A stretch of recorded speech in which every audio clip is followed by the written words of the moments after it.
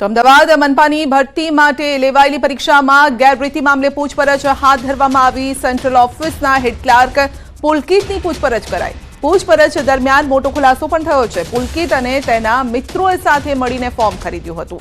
નળ સરોવર પાસે 88 લાખ રોકડથી ફાર્મ ખરીદ્યું હતું અને પુલકિતે તેના 12 જેટલા મિત્રોને રૂપિયા પરત આપવાના હતા અને જ્યારે પુલકિતે 3 ઉમેદવારો પાસે 5 થી 8 લાખ સુધીની રકમ નક્કી કરી હતી। પુલકિત સત્વારા 12 વર્ષથી પરીક્ષા લેતો હતો અને સિનિયર અધિકારી ક્યારે શું તપાસ કરે છે તેનો પણ પુલકિતને ખ્યાલ હતો। ટેકનિકલ સુપરવાઇઝર માટે લેવાયેલી પરીક્ષામાં ગેરરીતિ આચરવામાં આવી હતી અને જે મામલે સેન્ટ્રલ ઓફિસના હેડ ક્લાર્ક પુલકિત સત્વારાની ધરપકડ થઈ હતી। તો આ અંગે વધુ અપડેટ મેળવીશું સંવાદદાતા નવીન પાસેથી। જી નવીન, એમસીની પરીક્ષામાં ગેરરીતિ મનપાની જે આખો મામલો હતો ગેરરીતિનો, તેની અંદર તપાસમાં ચોંકાવનારો ખુલાસો થયો છે કે પુલકિત જે છે તેને પોતાના મિત્રોને જે રૂપિયા આપવાના હતા તેને છે 88 લાખનું ઝીંગાનું ફાર્મ પણ ખરીદેલું છે અને જે 3 ઉમેદવાર નામ સામે આવી છે તેમની પાસેથી 5 થી 8 લાખ રૂપિયા જે છે તે લેવાનું તેને નક્કી કરવામાં આવ્યું હતું। પુલકિત દ્વારા 12 વર્ષની પરીક્ષા લેતો હતો અને તેની તપાસમાં અલગ અલગ ખુલાસાઓ પણ થઈ રહ્યા છે કે તે કઈ રીતે તે પોતાનો સત્તાનો દુરુપયોગ કરીને અને ક્યાંક ને ક્યાંક ઝીંગાનું ફાર્મ અને અન્ય જગ્યાએ તેને ઇન્વેસ્ટમેન્ટ પણ કર્યું છે। જેથી હવે આ મામલામાં એસીબી બી ઝંપલાય તો નવાય નહીં, કારણ કે ગેરરીતિના જે પૈસા છે તેને ક્યાં ક્યાં ઇન્વેસ્ટ કર્યા છે, કોના પાસેથી તેને લીધેલા છે, તમામ દિશામાં તપાસ પણ હાથ ધરવામાં આવી રહી છે। સંધ્યા જી, આપનો આભાર।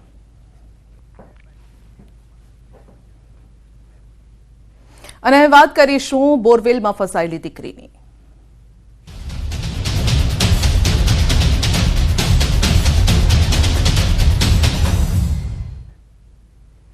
30 કલાક જેટલો સમય થઈ ગયો, તેથી પણ વધારે સમય થઈ ગયો આમ તો કહીએ તો યુવતી બોરવેલમાં ફસાયેલી છે।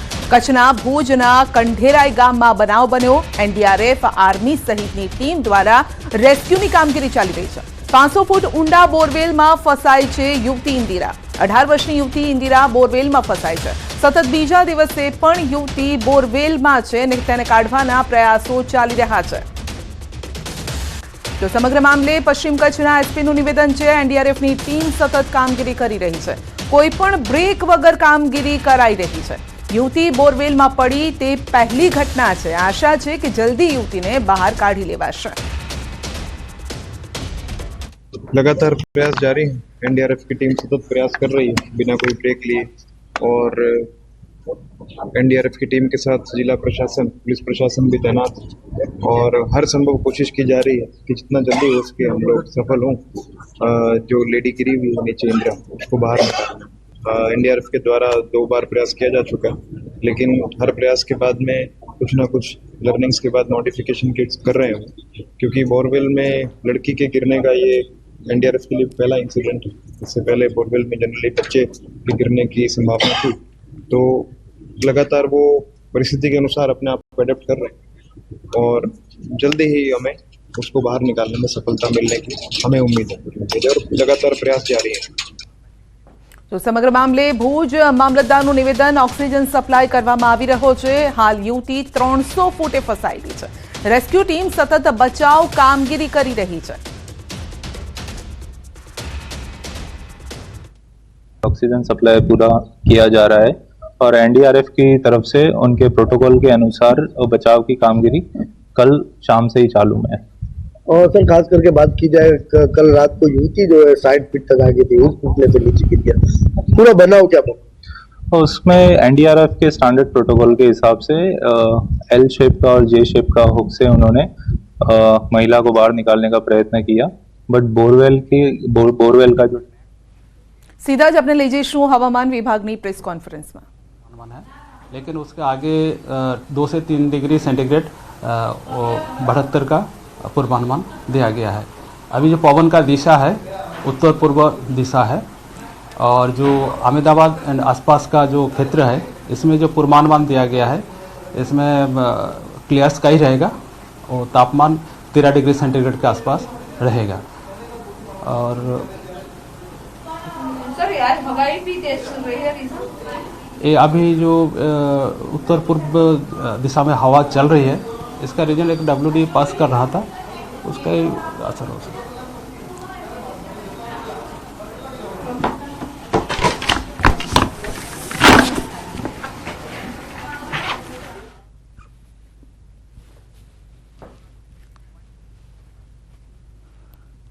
ઠંડીને લઈને હવામાન વિભાગની આગાહી છે. ઠંડીને લઈને હાલ ઉત્તર પૂર્વના જે પવનો છે તે ફૂંકાઈ રહ્યા છે અને તેના કારણે જ રાજ્યમાં ઠંડી ગઈકાલથી ઠંડીનું જોર વધેલું જોવા મળી રહ્યું છે. તો પતંગ રસિકો માટે આનંદના સમાચાર. ઉત્તરાયણના દિવસે પવનની ગતિ સારી રહેશે. હવામાન નિષ્ણાત અંબાલાલ પટેલની આગાહી છે. ઉત્તરાયણના દિવસે સવારે અને સાંજે પવનની ગતિ સારી રહેશે. બપોરના સમયે પવનની ગતિ મધ્યમ રહેશે. પતંગને ઠુમકા લગાવવાની પણ નોબત આવી શકે છે. તો ઉત્તરાયણના બીજા દિવસે પવનની ગતિ વધશે. એકંદરે પતંગ રસિયાઓ માટે પવન સારું રહેશે. તો 15મીએ વાદળો પણ આવી શકે છે. આંચકાનો પવન પણ આવી શકે છે. 15મીએ કેટલાક ભાગમાં તેજ પવન ફૂંકાઈ શકે છે. એટલે વાદળવાયુ આવવાની શક્યતા રહે છે, પરંતુ વારંવાર પલટા આવતા પવનની ગતિમાં લગભગ આંચકાનો પવન ક્યારેક ક્યારેક ગતિનો રહેશે. એટલે બીજી તારીખમાં આંચકાનો પવન થોડો ગતિમાં રહેતો હોય છે. તો આ તરફ બાંદીપોરાના મેદાનોમાં હળવી હિમવર્ષા થઈ છે, જ્યારે કે ઉપરના વિસ્તારોમાં મધ્યમ હિમવર્ષા થઈ છે. આ તરફ ગ્રાઝના સરહદી વિસ્તારમાં સિઝનની સૌથી ભારે હિમવર્ષા નોંધાઈ છે. તો મેદાનો સિવાય ઉપરના વિસ્તારોમાં પણ રસ્તાઓ પરથી બરફ હટાવવાનું કામ શરૂ થઈ ગયું છે, જ્યારે કે ગ્રાઝમાં પણ વિભાગે સવારે રસ્તાઓ પરથી બરફ હટાવવાનું કામ શરૂ કર્યું. હિમવર્ષાના કારણે બાંદીપોરા ગ્રે રોડ છેલ્લા 6 દિવસથી વાહન વ્યવહાર માટે બંધ છે. 2025 आ गया, जनवरी से एक खुशाइंद साल साबित हो रहा है, क्योंकि कल से आज 1-2 दिन हो गए काफ़ी अच्छी बर्फबारी हुई इस इलाके में, और उम्मीद है कि ये जो यहाँ पर कमी थी पानी वगैरह की, पहाड़ों में जो कुदरती वसाइल थे उनमें एक बार फिर रौनक आएगी. પૃથ્વી પરના સ્વર્ગ એવા જમ્મુ કાશ્મીરમાં જાન્યુઆરી મહિનામાં પણ મોસમનો મિજાજ યથાવત રહ્યો છે, જેના કારણે પહાડોથી લઈ મેદાની પ્રદેશ સુધી તેની અસર જોવા મળી રહી છે. જમ્મુ કાશ્મીરના અનેક વિસ્તારોમાં ફરી એકવાર બરફવર્ષાનો દોર શરૂ થઈ ગયો છે. ગુલમર્ગમાં છેલ્લા 24 કલાકમાં લગભગ 15 ઇંચ તાજી હિમવર્ષા થઈ છે. તો કિંગદોરી અને એફ્રોથના શિખરો પર પણ હિમવર્ષાથી રસ્તા પર બરફના થર જામ્યા હોય તેવા દ્રશ્યો સામે આવ્યા. પ્રવાસીઓ પણ બરફવર્ષાનો આનંદ માણી રહ્યા છે. હિમવર્ષા થતાં પ્રવાસીઓનો ધસારો પણ વધી રહ્યો છે. ગુલમર્ગમાં તાજી હિમવર્ષાથી પર્યટકો એકદમ ખુશ દેખાયા છે. સતત બરફવર્ષાથી જમ્મુ કાશ્મીર જાણે કે જન્નત બની ગયું છે.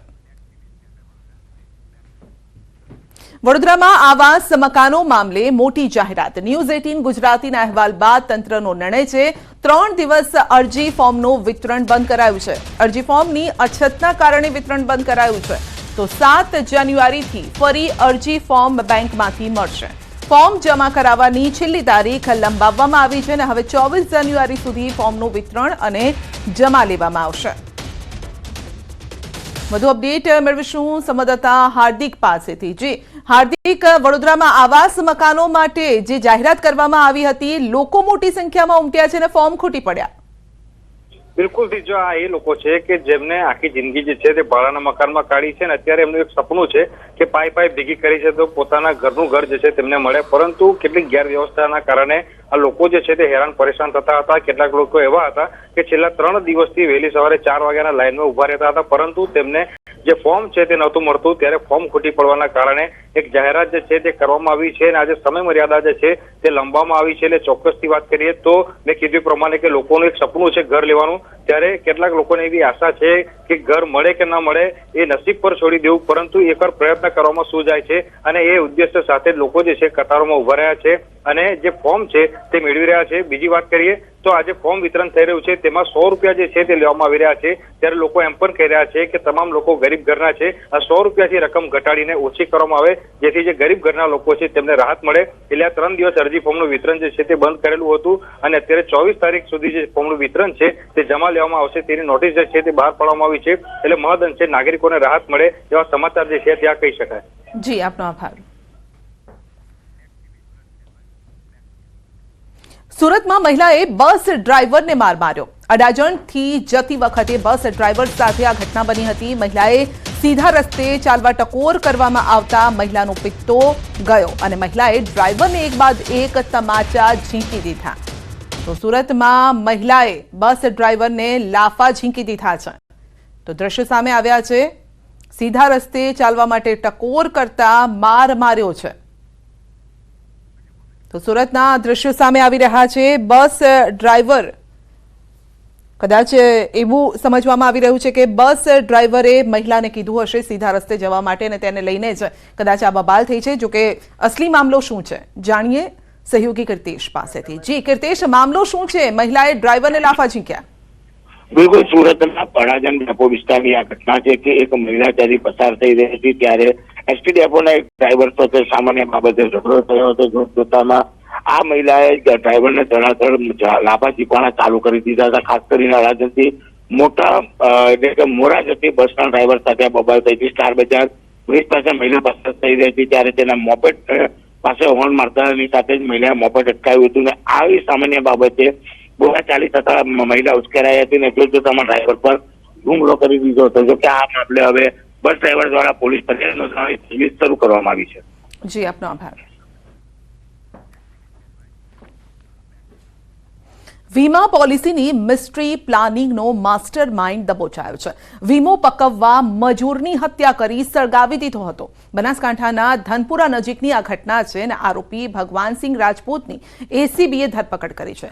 એસીબીએ લોકેશન ટ્રેસિંગ અને બાતમીના આધારે ધરપકડ કરી છે। આરોપી ભગવાનસિંહ રાજપૂતને પાલનપુર લવાયો। મહત્વનું છે કે આરોપીએ વીમો પકવવા માટે ધનપુરા નજીક વિરમપુરના વ્યક્તિનું અપહરણ કરી તેની હત્યા કરી અને કારમાં લાશને સળગાવી દીધી હતી। કારમાં ઘટનાને અંજામ આપ્યા બાદ ભગવાનસિંહ રાજપૂત ફરાર થઈ ગયો અને ત્યારે હાલ તો તેની ધરપકડ કરીને તપાસ હાથ ધરાઈ છે। રાજકોટના વીંછિયામાં પોલીસ સ્ટેશનને બાનમાં લેવાનો મામલો છે। 84 લોકો સામે નામજોગ પોલીસ ફરિયાદ નોંધાઈ છે। અત્યાર સુધીમાં 58 થી વધુ લોકોની અટકાયત પણ કરાઈ છે અને પોલીસે તોફાની તત્વોના વાહનો પણ ડિટેઇન કર્યા છે। વીંછિયાની બજારમાં કર્ફ્યુ જેવો માહોલ સન્નાટો છવાયો છે। બજારમાં તમામ દુકાનોના શટર બંધ જોવા મળ્યા છે। સતત બીજા દિવસે વિવિધ વિસ્તારમાં પોલીસ કાફલો તહેનાત કરાયો છે। સોમવારની ઘટનાના પગલે વીંછિયામાં એસઆરપીની ટુકડી તૈનાત કરાઈ છે। એફઆઈઆર દાખલ કરી છે। આમાં ટોટલ 84 લોકોના 84 જેટલા લોકોના નામજોગ ફરિયાદ દાખલ કરવામાં આવી છે। આમાંથી 60 લોકોની અત્યાર સુધીમાં ધરપકડ કરવામાં આવેલી છે।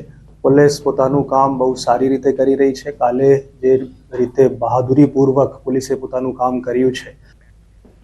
દાહોદના વરોડમાં મહાદેવ મંદિરમાં ચોરીની ઘટના થતા ખળભળાટ મચી ગયો છે। ₹5 લાખથી વધુના મુદ્દામાલની ચોરી થઈ છે। ભગવાનના મંદિરમાં ચોરી થતા સ્થાનિકો અને શ્રદ્ધાળુઓમાં રોષ ફાટી નીકળ્યો છે। તસ્કરોએ મંદિરના દરવાજાના તાળા તોડી મંદિરમાંથી આભૂષણની ચોરી કરીને ફરાર થયા। બનાવ અંગે લીંબડી પોલીસને જાણ કરાતા પોલીસે ઘટના સ્થળે પહોંચી આરોપીને પકડવા માટે તજવીજ હાથ ધરી છે। ખરેખર ખૂબ જ નિંદનીય બાબત બનેલ છે। શિવજીની પ્રતિમા પર નાગનું તથા માતાજીના સોનાના પાયલ, હાથના એ ફૂલ તથા કાનની ઝુમકી વગેરેની ચોરી કરેલ છે।